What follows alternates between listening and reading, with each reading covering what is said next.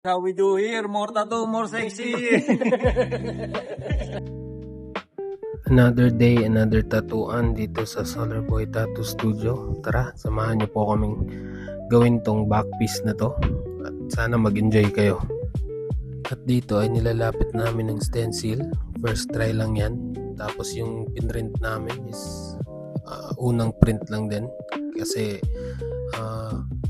sanay na kaming gumawa ni RJ ng back piece na ganito. So sa mga gustong magpagawa ng back piece dyan, ng isang gawaan lang, mag-message na kayo. At yung diskarte namin dito is parang nag-alternate kami. Si RJ nagsisimula sa medyo baba at ako nagsisimula sa medyo taas. Diyan makikita nyo first break namin.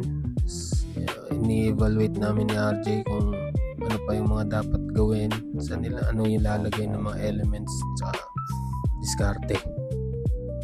At saka sa mga piyesa na ganito, kailangan yung precision andun, halos magkapares, kaya dapat ng application at parang iisang artist lang yung gumawa. Parang light lang, parang ano lang. Meron may highlight. This is how we do here, more tattoo, more sexy. More tattoo, more sexy, brother.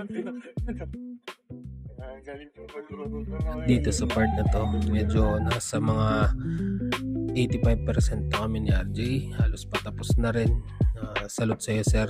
Grabe, tibay mo. Kaya naman sa lahat ng gustong magpalagay ng tattoo dyan, tapos limitado lang yung oras nyo, pwede nating i-collab yung mga back piece, leg piece, full sleeve. Message lamang kayo sa Solar Boy Tattoo Studio.